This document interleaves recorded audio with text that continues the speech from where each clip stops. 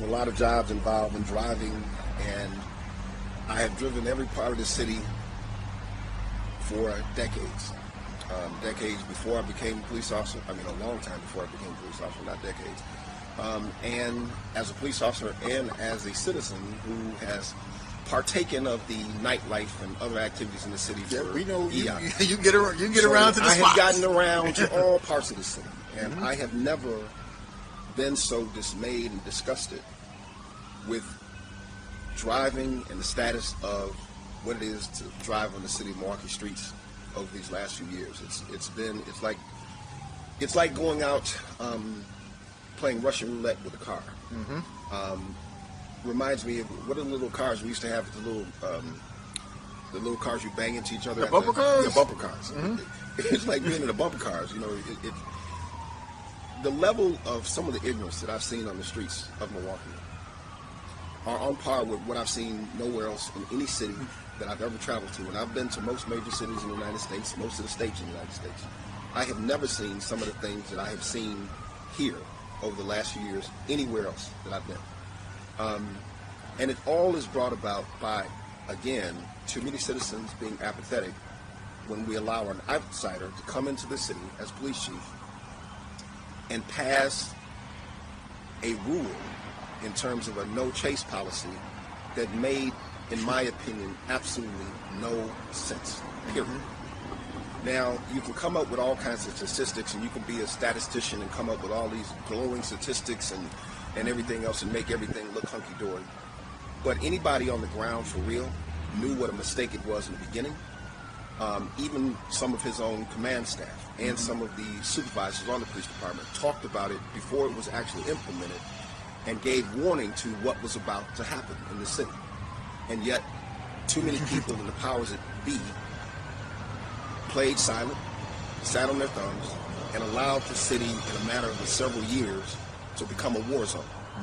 And that is problematic on so many levels. It's problematic with citizens who were complacent enough to sit back and watch it happen over all these years. It's problematic on the parts of our elected officials and our aldermen who represent the people in the districts who let it happen. It's problematic on the part of the Fire and Police Commission that allowed somebody from the outside to come in with these ideas without anything to measure the success and or to evaluate the policy. Even if you disagree with something, or somebody comes in with a policy you disagree with or you have a question about, there should always be a protocol to evaluate that, and it should meet a goal. Right. And if it doesn't meet the goal, then you need to reassess and change it. Simple as that. And to add on to that, because part of one of the things that the chief at the time was talking about was all about stats and things like that, statistics. But one of the things I always stats says we've been free in America for 400 years.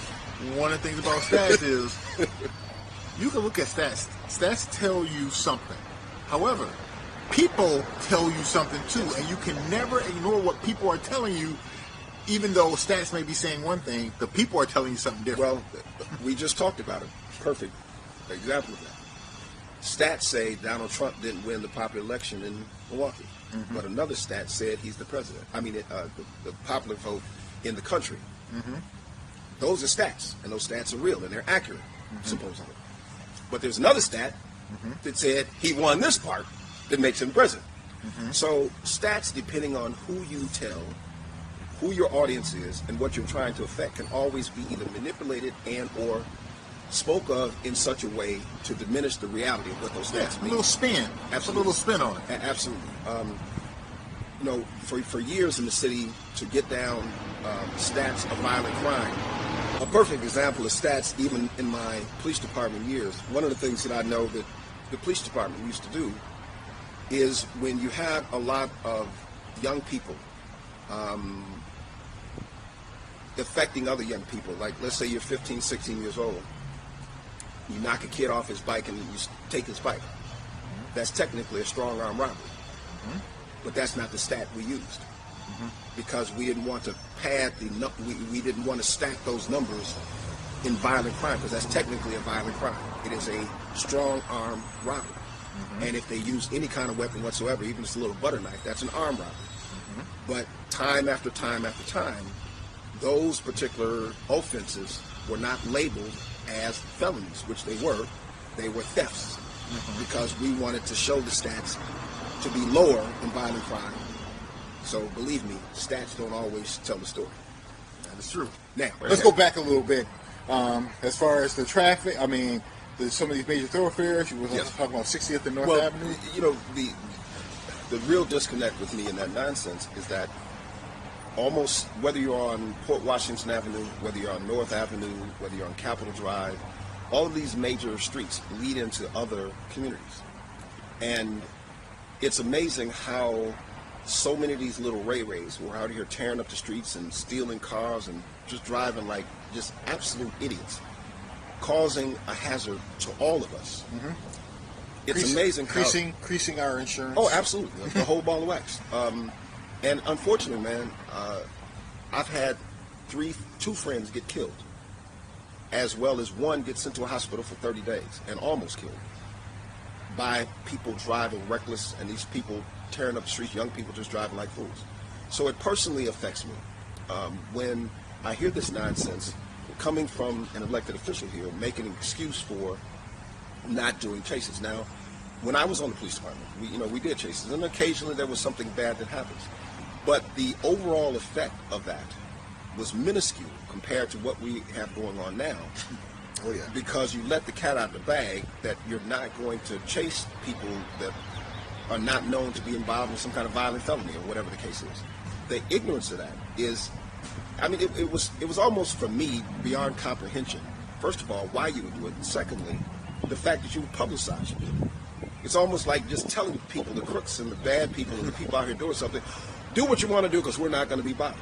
And for me, as a person to have witnessed a offender pull up next to a squad at a stoplight and literally just drive through and know that that officer couldn't even stop him was just pathetic. And anybody who thinks that that level of behavior, disconnect, and disrespect for authority is going to stop that traffic is not only naive, you're just being foolish.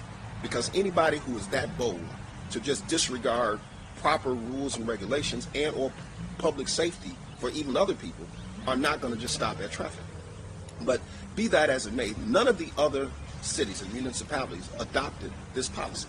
That says a lot, because what do we have, 14? Is it 14? I think surrounding it's 14 the city of Milwaukee? Surrounding, yeah, something like that. But the bottom line is not one of them adopted this policy, and many of them have massive traffic and would have the same risk in their communities that we have here.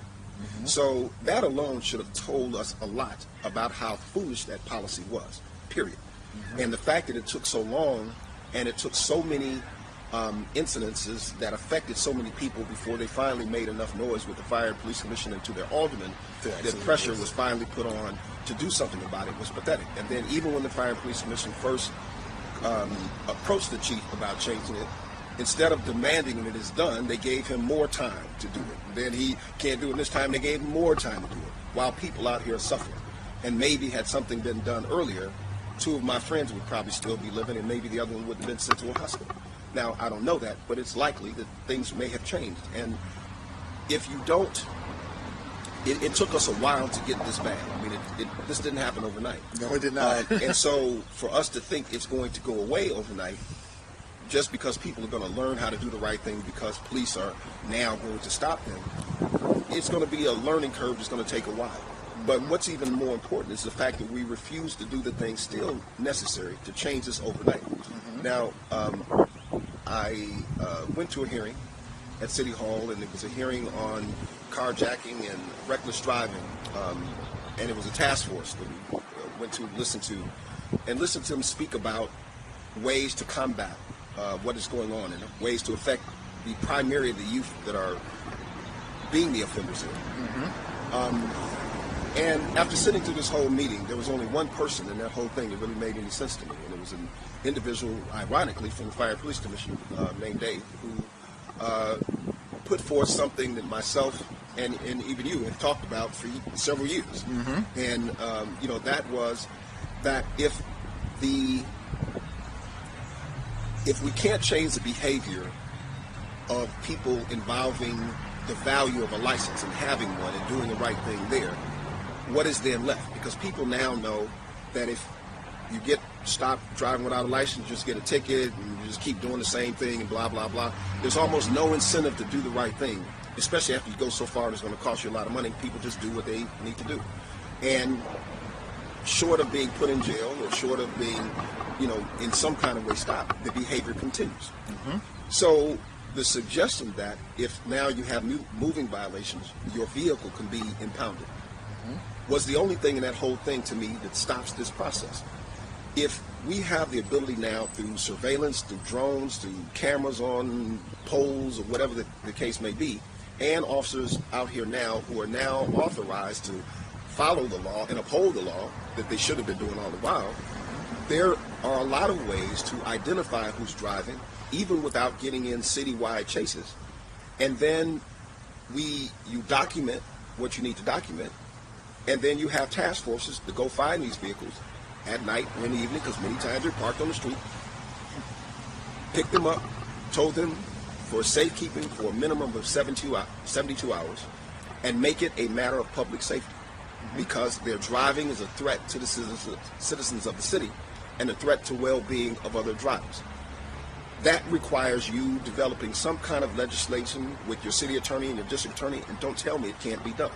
Because if it is for the good of the public, just as you passed this ignorance, with the no chase policy, that was done claiming it was good for the citizens.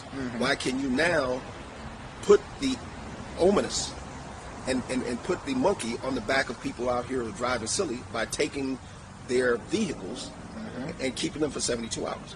Those vehicles are more dangerous than guns out here. Well, I hope you enjoyed part 4 of the interview. Again, thank you. Hopefully we'll see you soon for part 5. Yeah, it was a very long interview. We had a very interesting conversation.